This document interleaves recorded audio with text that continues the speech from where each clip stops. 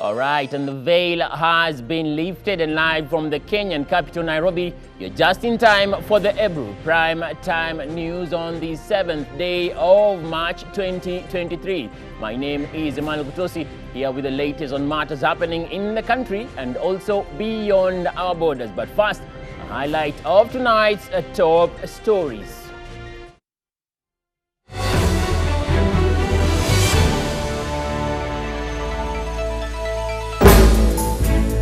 Former Interior Cabinet Secretary Dr. Fred Matiang'i on a summons to appear before the DCI over his current home raid claims. After staying in this building, DCI headquarters, for the last 9 hours, the son of Omogusi, Dr. Fred Matiang'i, is a free man with us here. The DCI officers came to see us, 6 of them, at around 9:30. They interrogated the CS for exactly around 10 minutes. In case you want to be chair or a member of the Independent Election Boundaries Commission, you have until the 28th of March 2023 to submit your application. The Council of Governors Finance Committee announces analysis of all county pending bills before any payment is done. We've not received monies for December. Some of the counties have not received for November, January, February, now we are doing March.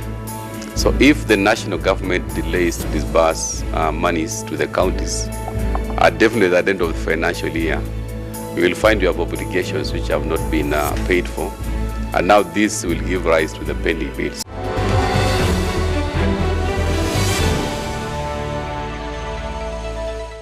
A warm welcome to the broadcast that is also streaming live on www.ebru.co.ke, and feel free to share your sentiments on our social media handles as they unwrap the stories. Give us your sentiments on Twitter. We are at EBRU Kenya, and you can reach me at _Emmanuel Kutosi. Now, among the stories that did go on during the day, the former Internal Security Cabinet Secretary, Dr. Fred Matiang'i, today arrived at the Director of Criminal Investigation Headquarters.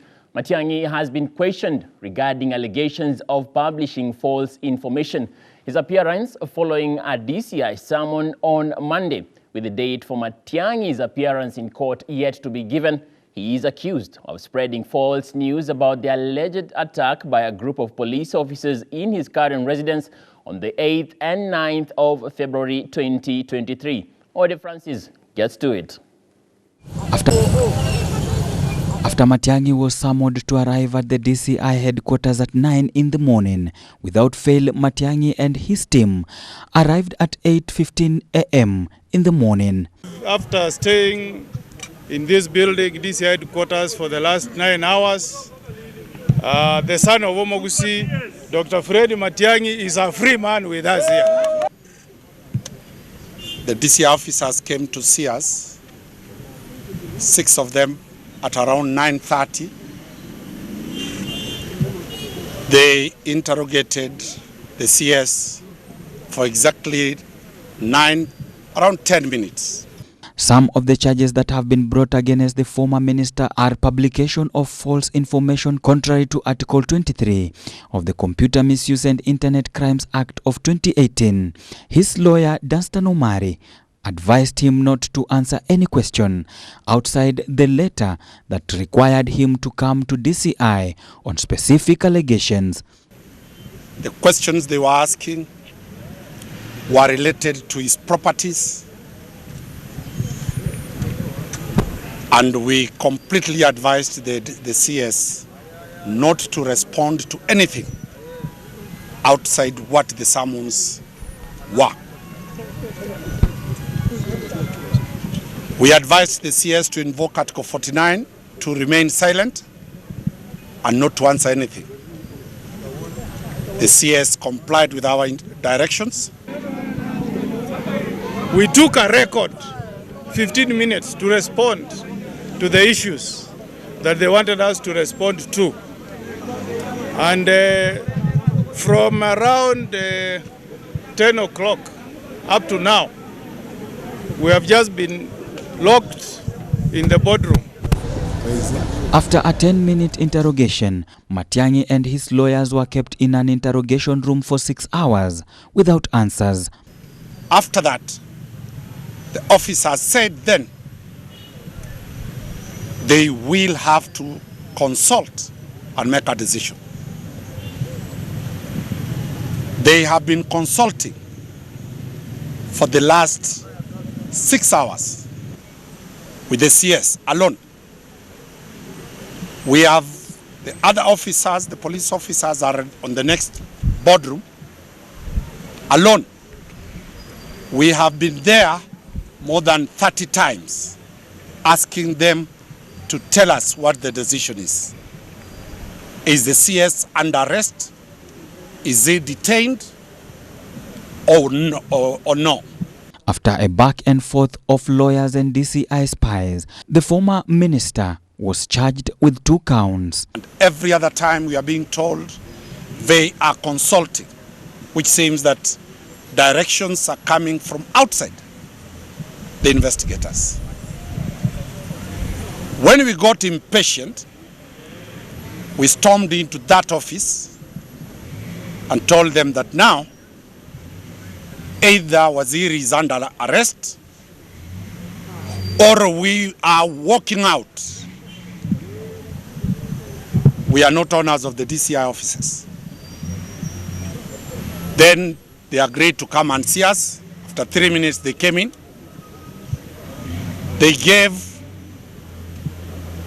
a charge sheet of 2 counts. I've circulated to the media that Waziri is going to be charged with the 2 counts. They took the fingerprints of Waziri. He said that is procedure. They tried to get that logo, that famous DCI logo of petty thieves to put on the CS. We objected vehemently and almost exchanged blows. It is not provided for under any law. The leader of the Azimio wing, Raila Odinga, along with politicians, tried to access the DCI headquarters, but in vain. This is a public office. You want me to order this to open the first?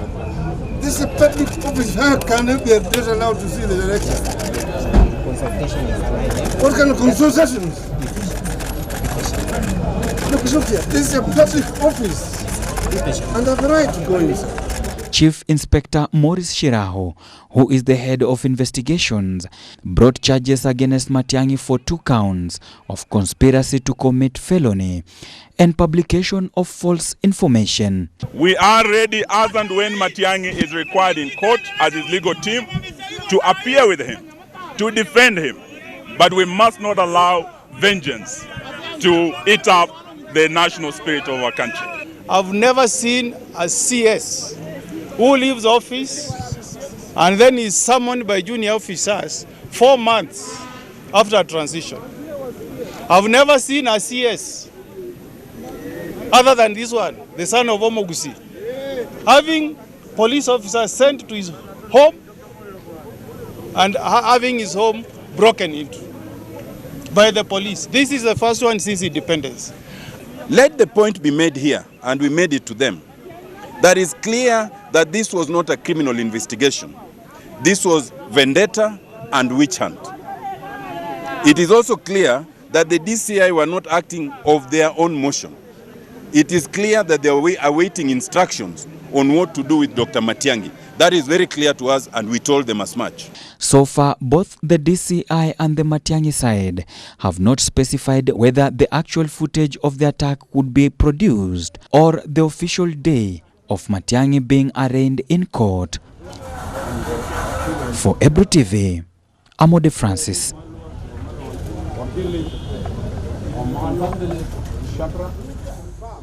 And away from that ordeal to a job offer, where the Electoral Commission Selection Panel has given Kenyans seeking jobs as the Independent Electoral and Boundaries Commission commissioners until the 28th of March to submit their applications. The panel today put out a public notice calling applications for the positions of chairperson and 5 commissioners of the Independent Electoral and Boundaries Commission. Kenyans seeking to be the next chairperson and members of the Independent Electoral and Boundaries Commission (IEBC) have until March 28, 2023 to submit their application for the posts. The selection panel is seeking to fill the position of the IEBC chairman and the 5 commissioners. For those seeking to be IEBC chairperson, must, among other requirements, have at least 15 years experience as a Superior Court judge, at least 15 years experience as a distinguished academic, judicial officer, legal practitioner, or such experience in other relevant legal fields. According to the selection panel, those who have held office or stood for election as member of the Parliament or County Assembly or has been a member of the governing body of a political party for the last 5 years are disqualified. The IEBC selection panel on Monday elected Nelson Makanda as the chairman. Makanda will be deputized by Charity Kisutu. The vacancies arose at the commission following the retirement of the outgoing chairman Wafula Chebukati and the commissioners Abdi Gulie and Boya Molu, whose 6 years tenure at the helm of the electoral agency ended in January 2023. Former Vice Chairperson Juliana Chirera and Commissioners Justus Nyangaya and Francis Wanderi resigned after President William Ruto formed a tribunal to investigate their conduct in the August 2022 polls. The head rejected the electoral result that handed Ruto the presidency, calling the election count opaque. The tribunal, led by Justice Aggrey Muchelule, subsequently recommended to President William Ruto to sack Commissioner Irene Masit, who opted not to resign. Davis Mberia, EBRU News. And with that job offer out of the way, the chairperson of the Finance Committee of the Council of Governors, Fernandez Baraza, announced that the national government has put fiscal policies to remedy the county pending bills headache. The Kakamega governor, however, said that the committee will assess pending bills for all the 47 counties before authorizing payment. Kakamega County Governor Fernandez Baraza, who is also the chairperson of the Finance Committee in the Council of Governors, said that it is the national government's responsibility through the National Treasury to ensure that there are no pending bills. Very well. Any other comment? The governor was speaking at the back of the signing of the supplementary budget by President William Ruto, where more than 60 billion Kenya shillings was provided for pending bills by the government in its ambitious plan to tackle the sticky issues in the country, which includes provision of capitation for students entering junior secondary school, recruitment of additional teachers, and improvement of school infrastructure, as well as additional provision for school feeding programs. We've not received monies for December. Some of the counties have not received for November, January, February, now we are doing March. So if the national government delays to disburse monies to the counties, definitely at the end of the financial year, you will find you have obligations which have not been paid for. And now this will give rise to the pending bill. So I think a holistic solution is supposed to be provided for by the National Treasury, so that we have a predictable and timely disbursement of the equitable share to the counties. Baraza has reiterated that the county pending bills are occasioned by the national government delay in disbursement of the county revenue allocation. Confirm that as the Council of Governors, we have paid close attention to the pending bills issue, and our position, as guided by the Intergovernmental Budget Economic Forum, IBEC, we do analysis of the pending bills and auditing of the same, so that we only address the pending bills which have been verified, and those are the ones which should be given priority in terms of payments. The COG Finance Committee chairperson indicated that they will assess pending bills for all the 47 counties before approval for payment, even though some counties are owed pending bills going back to November of last year. The focus is on auditing all the pending bills. Most of us are new governors in the office. For Kakamega, we did audit of the pending bills. And when you look at even the statement that was given by COB, we are progressively addressing our development budget. But for me now, I speak for the 47 counties as the chair of finance and economic planning with regard to that matter of pending bills. However, the governor opined that the delay in disbursement, according to the National Treasury, is due to the slow revenue collection and international loans. What we got to get from the National Treasury is the delay in disbursement is because we're not collecting enough. And that's why they put forward some fiscal measures to address the aspect of funding of our projects. And thereof, of course, also looking at how they can reduce the debt ceiling, especially the cost of borrowing. I'm told they have also looked at addressing the interest rates on international borrowing, the bonds. The national government has, however, put in place fiscal policies that are aimed at addressing the delay in disbursement of the funds to remedy the issue of the county pending bills, which threaten to spill over into the next financial year. Baraza has also assured that they will give the government time to see if the policies will bring a long-lasting solution to the pending bills headache. Samson Jura for EBRU News. Now, the Cabinet Secretary for East African Community, Arid and Semi-Arid Lands and Regional Development, Madam Rebecca Miano, flanked by her cabinet colleague in the education docket, Mr. Ezekiel Mashogu, and the SLP Idris Dokota, to a Turkana County, Lodwar town, accompanied by the Turkana Central MP Namur Joseph, among other leaders from the county, to assess the drought situation and oversee commencement of a new round of relief food distribution to affected communities. The prevailing drought has entered the 5th year, making it the most devastating in the last 40 years in the country. The residents received both rice and beans for domestic consumption from the government. Additionally, affected households have also received supplements for their livestock as well as water. The water is either being tracked or being drawn directly from rehabilitated boreholes.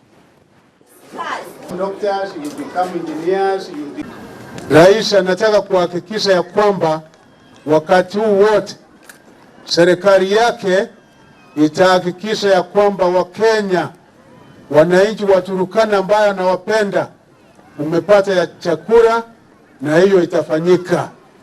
Hakuna mwananchi ambaye ataumia kwa sababu serikali yake Mheshimiwa Rais itahakikisha ya kwamba chakula imewafikia. Kuhakikisha ya kwamba hiyo chakula imefika katika kila shule katika sehemu hii ya Turkana.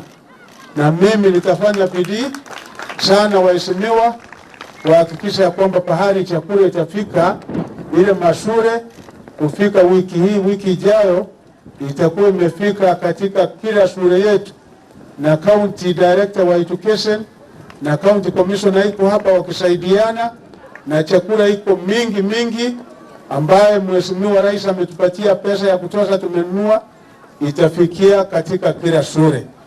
Hii serikali ikiongozwa na rais wetu imeamua kutia bidii ili kila mwananchi apate chakula.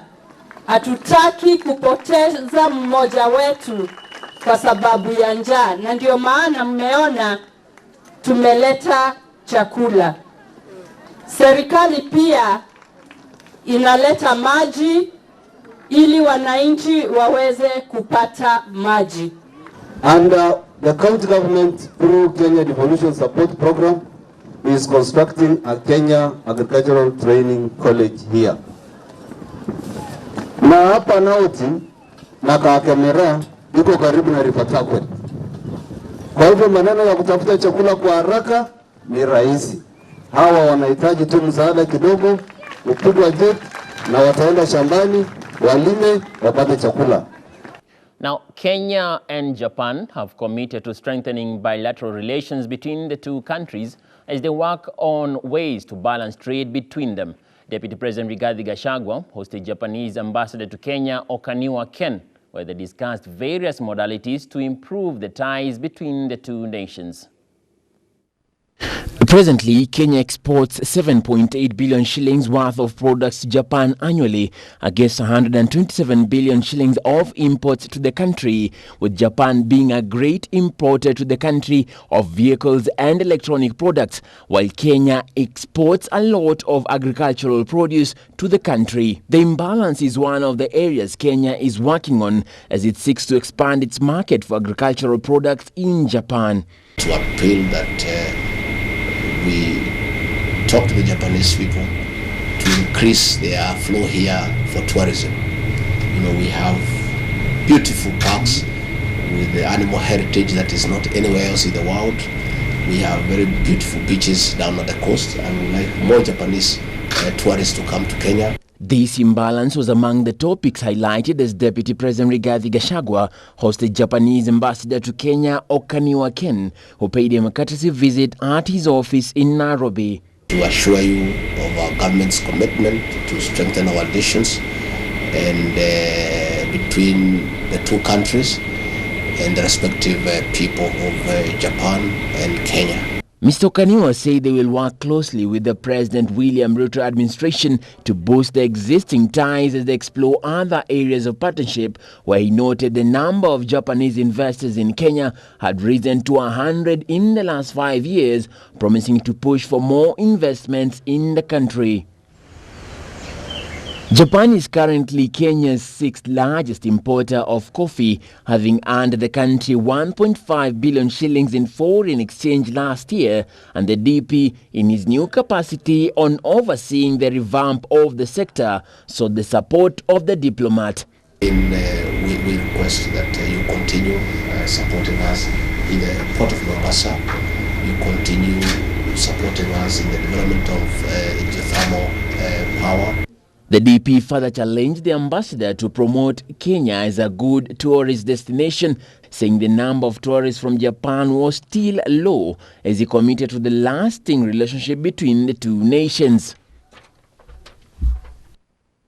And still on diplomatic ties, the Swedish embassy in the country has welcomed the decision by the government to allow foreign missions to deal directly with ministries. The embassy admitted that this would save a lot of man-hours and funds, terming the previous directive as tedious and bureaucratic. Last week, a government memo directed embassies to work directly with different ministries, with the DP expected to chair meetings where the diplomatic missions want more engagement. Swedish ambassador to Kenya, Caroline Vicini, admitted the previous directives had affected many development plans due to the slow and tedious arrangements of meetings. She exuded confidence that under the current directive, it would be easier to engage development partners and government officials. By the flag. I never did, but I think also when it comes to Kenya's environmental and climate diplomacy, my wish would be more substance and less form. I think we want and we need Kenya to be articulate, but it's very difficult to get that out of the Kenyan system. I don't know why, but I feel that my efforts in view of Stockholm Plus 50 went so much into chasing people and chasing meetings, and so little to sit and discuss on the real substance and get those papers that we needed together. But still, I think there's something in the system, and I can't point to it because it's not my system, but needs to be changed. Environment degradation does not respect political boundaries. And when environmental catastrophes happen, everyone bears the brunt.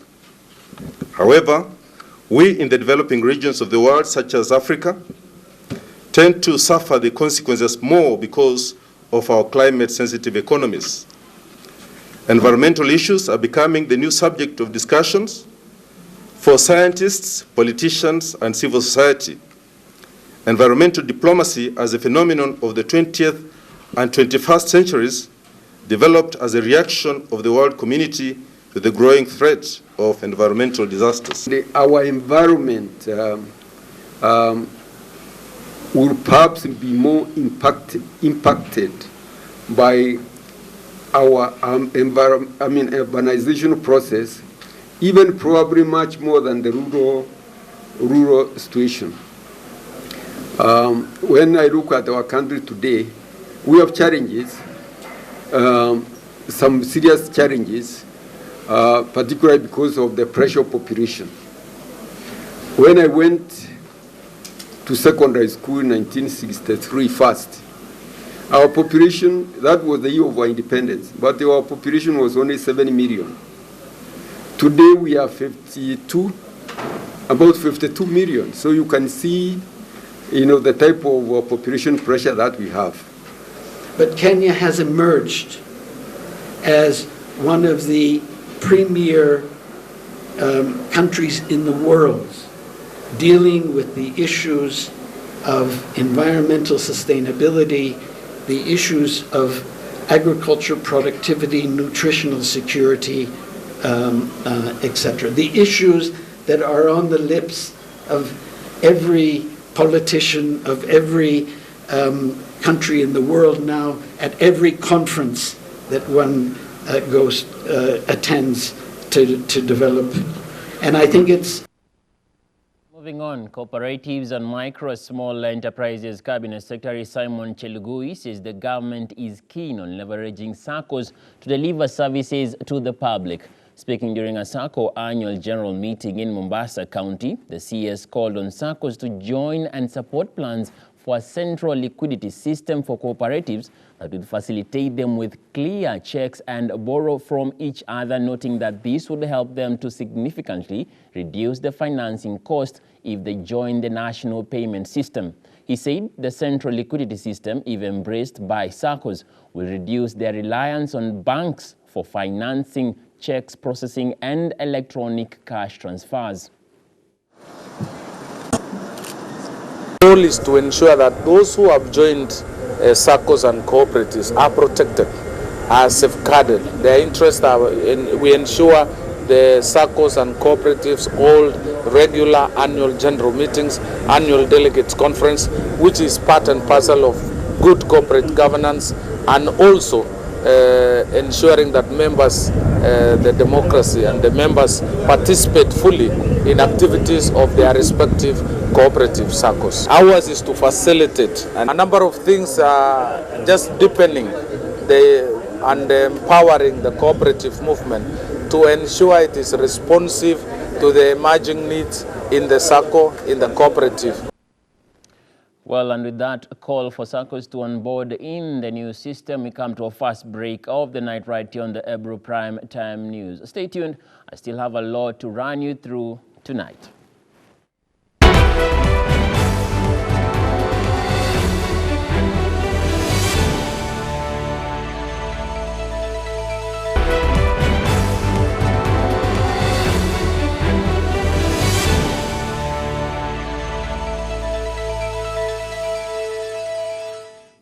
Welcome back, and thank you for keeping it EBRU TV. Allow me to also extend the invitation once more for you to join us on our social media handles.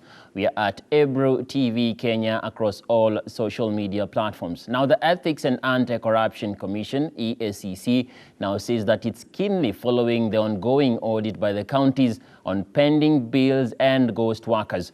The commission noted that though the audit was internal, it was keen to learn the results and intervene where necessary. This came as the anti-graft body expressed concerns over the rising cases of fake academic documents among senior officers in both national and county governments.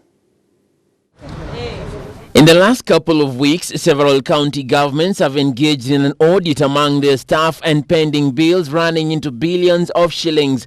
Several counties have raised queries on some of the tenders awarded to various contractors a few months to the general elections. We are working very closely with the public institutions, the counties. We have been to 27 counties. Indeed, we call ourselves preachers. We keep on preaching about good practices of ethics in institutions, and that's why we are here. According to the Commissioner, Dr. Cecilia Mutuku from the Ethics and Anti-Corruption Commission, they were closely following on audits before taking necessary action. Move forward, everybody should be held accountable by their professional bodies. When they don't do it, then EACC comes. We want to encourage the preventive, that's why we are here, not the investigating. The Commissioner was, however, coy on results of preliminary investigations, noting that some of the issues were already in court. We are saying we need to partner with these bodies so that people do their work. It's not the responsibility of EACC to come and check what has already been done. You know, that investigation. That's why we want to create the preventive part, and the prevention through partnerships is where whoever is supposed to do that at the entry point should be held accountable, so that it's done at the beginning, not for EACC to come after and start following what happened. She noted that the Commission could not win the fight on graft alone, adding that they were engaging government institutions and counties in the exercise. Their members accountable. EACC cannot be everywhere to monitor what is happening among professional bodies. And we are encouraging other public institutions to ensure that really their officers who represent who drive or who champion integrity in their institutions are well equipped. Unless you have the knowledge, you are not able really to spearhead this in the institutions. The Commission recently attained court orders to recover 26 million shillings acquired fraudulently from the Homa Bay County Assembly former clerk, with the body digging into the counties to ward off graft within them. Now, a family owning land in Kajiado County is pleading for intervention from police after facing threats from their tenants in the area. The Nyumba Kumi elders in Kajiado have said that tenants have no right to threaten settlers, urging legal force to step in and condemn the act. Solomon Muruki and his wife Ann Nunga have been threatened, and therefore they are fearing for their lives. Residents in Mailitisa in Kajiado County have called for assistance from legal forces to help them eliminate the individuals responsible for sending live threats, claiming the threats originate from business-related quarrels. Nimekuwa na watu ambao wamekuwa kitishia watu maisha hapa. Na hawa ni wapangaji wengine, hii nyumba nyingine kuna wapangaji. Na amekuwa akilete ile matisho ya kwamba hao wasipofama kwa hiyo hoteli, huyu Solomon pamoja na mke wake atawaua. Na niliposikia hiyo kwamba anawatishia maisha ya kuwaua, mimi kama mzee wa kijiji na pia kama mkaaji wapo Mailitisa, unajua katika sheria ya nchi ya Kenya hakuna mtu hada ruhusa ya kukaa mahali yoyote. These are a democratic country. Rais wetu the Asla Dr. William Samoei Ruto ametuambia kila mtu aanze maisha ya chini kidogo. Mimi naona mama kama huyu ambaye anajipikia mandazi yake hapa aweze kuuzia watoto yake ama kulipia watoto yake school fees, na mtu kama huyu akija kutishia maisha kwamba atahama kwenda Nakuru. Hakuna mambo ya Nakuru. Hii ni Kenya, Mailitisa ni Kenya, na Manga ni Kenya, na Kajiado County ni Kenya. Nimereport. Ile kwa hivi kitu imenifanya nimhamisha hapa ni kwa sababu ya hiyo killing threats. The Nyumba Kumi elders, led by Matayo Tikoyin, say the tenants do not have the right to drive out residents and threaten them, since they have a right to live wherever they wish, also urging the police to intervene and take action on individuals causing discomfort among them. Yaani mimi sasa kuna barabara sasa nimebadilisha, siwezi pita kwa sababu yao. Na nilienda nikaandikisha ombi, nikaambiwa hiyo ombi tu iko na mke wangu inatosha kuchukulia wao hatua. Hivyo mimi nilikuwa naomba, na tulipoenda kuchukua hiyo ombi yao, ombi yetu ijashughulikiwa hata siku moja, lakini wao wakakuja kesho yake wakachukua ombi yao, na already wameenda kuchukua koti ya Nairobi ikuje kuchukua hatua kwa sababu yetu. Hakuna mtu tahama hapa, hata kama ni kabila nyingine. Hakuna mtu tahama. Kila mtu anakuja kutafutia watoto, na kila mtu atakaa mahali anakaa kutafutia watoto yake. Lakini hakuna mtu anaweza kuhamisha mwingine, kwa sababu hapa ni Kenya na kila mtu yuko na haki. Residents in Kajiado County therefore call for assistance from constables in the area to get rid of the tenants who threaten their lives. Mariam Bashir reporting for EBRU TV. Now, a family from Chepkemel village, Tinderet, Nani County, is crying for justice after their son died after being punished by 2 teachers who claimed that her son was cheating during the physics exam. Speaking at their home, the family of Kevin Tanui, a Form 1 student at Chemasewa Secondary School, denied the claims that their son died due to excess in the blood cells in the maintained that Kelvin died due to a beating from the cruel teachers. The student, who died on Saturday, was allegedly attacked by teachers and sent to Katina, a clinic near his school. His condition became worse and later he was sent to Nandi Hills County Hospital before his death. The family and the board want the autopsy conducted to determine the cause of death. Kwanza alimpiga, saa ile huyo anawachilia yeye, wanateremka, mwalimu mwingine akakuja akawarudisha, ndio akaenda kupiga yeye. Kumalizika ndio mtoto akatolewa kwa ofisi, akateremshwa chini, akaanza sasa kutabika. Walipoona ameanza kutabika, ndiposa shule ikatafuta mtu ikamchukua kwa Chemase Health Center. Kufika huko, huyo mtoto akawekwa ward hapo, akaongezewa maji. Mwenye alimpeleka akakimbia hapa nyumbani, akakuja kuchukua mamake. Saa 5 hivi ripoti akanikujia, hata mtoto wako amepeleka hospitali. Mwenye walipeleka mtoto yangu ni mwingine, kumbe walichapa mtoto yangu wakaficha. Vile waliniambia hivyo maneno, vile nikatayarisha, nikaenda hospitali, nikakuta mtoto yangu ametibu. Nikaeleza, umekula nini? Akasema madaktari amenitibu, amenipatia dawa moja nimese. Alichapa wanafunzi, walikuwa wanafunzi wawili, kila mmoja dogo 8. Alafu mwalimu mmoja sana akatokea, yule mtoto yule mwingine wakachapwa anasikia 14, lakini huyu alichapwa mpaka akaanza sasa kujaribu kutoroka. Ndio akaingia chini ya loga kwa ofisi. Wakati alipotoka sasa ndio akazungumza kusema kwamba amesikia anataka kutapika. Anasikia anataka kutapika kwa ile kiboko. Ndio sasa akaanza kuambia walimu, nimesikia tumbo. Ndio hapo walimu sasa wakashughulikia ati anapeleka hospitali. Yote nimesikia shule zingine wanapiga watoto mbaya. Nimesikia, siwezi taja majina. Baada ya nyinyi kuenda watakuja kuombanisha mimi. Lakini nyinyi mchunguze mashule hii. Kwanza mkubwa ya kuona mashule Chemase hapa, mchunguze kwa nini watoto napikwa sana. Na zaidi tumeona hii amekufa na wale wengine ambao wako huko. Mtoto anasema siendi shule, kumbe anapikwa kwa shule. Tunataka serikali angalize zoni ya Chemase kwa ukali kwa shule. Tunataka kwa zaidi kabisa achunguze, ajue ya kwamba nini naendelea. Ndio maana tunaona watoto hawataki shule, kumbe wanapikwa. Because of the contentious the contention that is there, we as a school will support that a postmortem be done so that the cause of death can be established. All right, and away from that, a total of 154,000 households in Migori County are set to benefit from malaria indoor residual spraying activity aimed at eradicating malaria in the county. Migori Deputy Governor Dr. Joseph Mahiri said the county transmission rate of malaria had dropped from 38% in 2017 to 8% in 2023.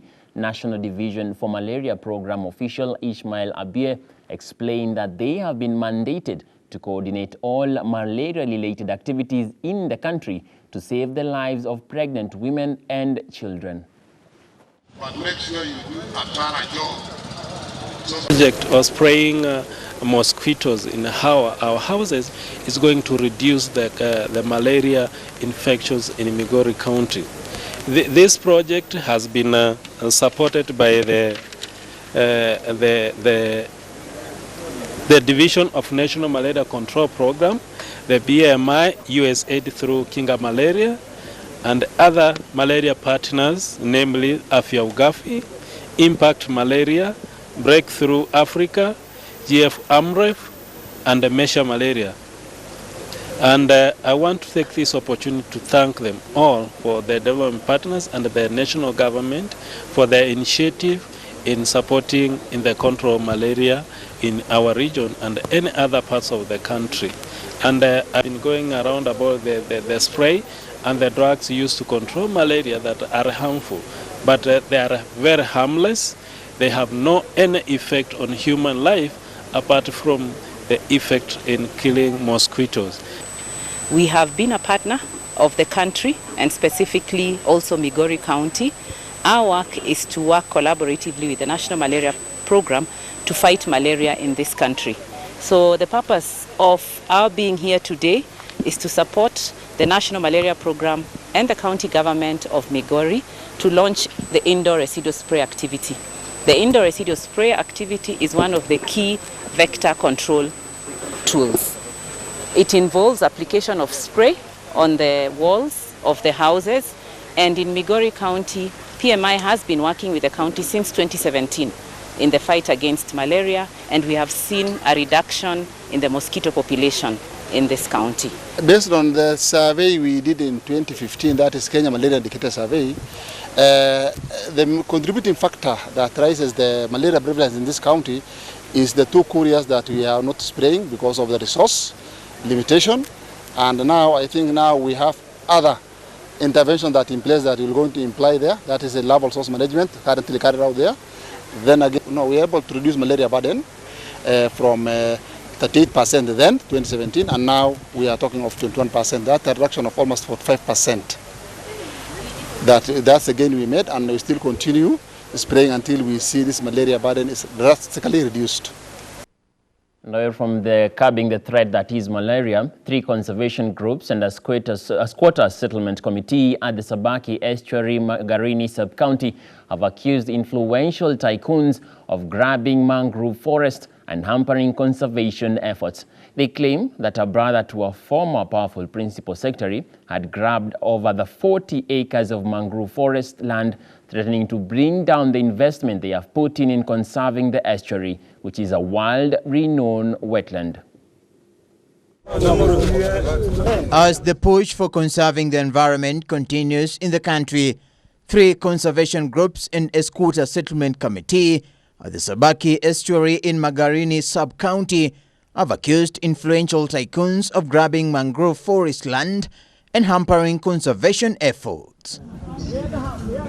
They claimed that a brother to a former powerful principal secretary had grabbed more than 40 acres of mangrove forest land, threatening to bring to naught the investments they have put in conserving the estuary, which is a world-renowned wetland. The residents also alleged that tycoons were frustrating their efforts to acquire land at the adjacent Sabaki Mambrui squatter settlement regularization scheme. Watu magwenyenye wale unaosikia wanapinga huko ambako sisi hatujui. Tukifika tunaambia imekwama kwa director. Twende kwa director, hatuwezi kukatazwa. Tukatuma watu wakaenda kwa director. Wakasema hii imesimama hapa kwa sababu huko kuna wengine hata wanatia mawakili kuandika barua kwamba huu mradi usimamishwe. Hatukuona vizuri. Tukasema ni sababu gani? Kumbe wale magwenyenye wana pesa. Wakifika huku ni ile divide and rule. Wanatugawa sisi na hawa vijana. Wanachukua vijana, wanawapa pesa. Mtusimamie huku, si tutoe shamba zetu. Sisi ndio tunajulikana kule. Wanaleta watu wa surveyor huku ambao sisi hata hatuwajui, hawajulishi kamati, wanakuja wanafanya subdivisions huku ambazo hizo zinalalia katika ule mchoro mchafu. Sisi tuko na mradi wetu ambao ulikuwa tumeutengeza na umeenda kisawasawa. Umefanywa gazettement, kila kitu kikafanywa. Halafu tunaambiwa kwamba katika ule mchoro umelala kwenye ninino kwenye vipande vya watu. Sisi hatujui huo. Wajue kwamba watu wa Sabaki Bridge hapa wanasema ule mchoro, wapende wakatae, ule mchoro utaenda na sisi tupate. The land in the question was reclaimed by residing sea and landless residents have asked the government to settle them, but according to them, the tycoons have been sending surveyors to subdivide the land after bribing local jobless youth to take them around. Mimi nimezaliwa hapa Bridge. Na hapa Bridge mimi tokea nizaliwe mpaka saa hii huku kuna mashamba ambayo yalikuwa yameshapimwa kitambo tokea baba mpaka saa hii. Baba amekufa, tukabakia sisi vijana. Sasa na sisi tunataka ile haki yetu tupate. Lakini saa hii kuko na wengine wanaingia huku kwa haya mashamba, wengine wanaingia huku ndani ya mikoko. Kwa hivyo tunataka huku kwa mikoko tupate wenyewe, huku nako tupate wenyewe. Joseph Mwandege Mangi, an official of the Sarikodo, said the groups have been carrying out conservation activities in this area for more than 25 years, knowing the area has no issues until last year when they saw an investor encroaching into the mangrove forest, and after inquiries, they were told that said investor owned land inside conservation area. Tumekuwa tukifanya hifadhi kwa muda mrefu sana hapa zaidi ya miaka 25 tukiwa tukijua katika eneo letu liko huru, halina tatizo lolote. Lakini mwaka jana tu Disemba ambapo tulipata kuona mwekezaji mmoja akiingia kwa eneo la mikoko, anakata mikoko. Tulipoulizia tukaambiwa kuwa yeye ana shamba lake ndani ya mikoko.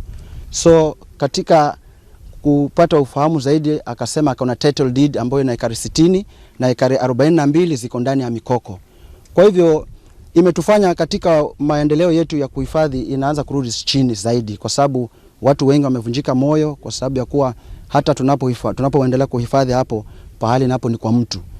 The chairman of the Sabaki Mambrui Squatter Settlement Regularization Scheme, Marco Lugo, said the committee has gone so far as the office of the director of the land's adjudication, where they were told some powerful people had engaged lawyers to help acquire the reclaimed land. Na kuna kamati, mtu yote akiingia huku aulize kamati na ataelezwa huku zile sehemu ambazo zimekatwa zina title deed huku. Si mtu tuaje ingia aseme mimi na eka 80 na maeka 100. Lakini hawafanyi hivyo. Wanakuja tu wanachukua vijana kuwatenga, vijana wanawatisha na pesa ambazo hata hazinunui kitu. Wanachukua wanaleta surveys juni private, juni wa serikali, wanatoa ardhi hii, wanajigawia. All right. Thank you, Davis Mbere, for that report that brings us to the end of our bulletin tonight. We extend our very big regards for you for choosing EBRU TV to be your informer tonight. And also a big thank you to the whole team involved in the production of tonight's broadcast. And also to those who are able to reach out to me on the social media handles. Thomas Songoto, Tronia Okudo, from Bita, Beatrice Waswa, Christine Mwende, Kevin and Colin Somondi. Thank you for your feedback. My name is Emmanuel Kutosi, and I thank you for making time for us tonight. Be sure to join us tomorrow for more on matters happening in the country and beyond our borders. For now, peace, good night, take care, and stay safe. God bless.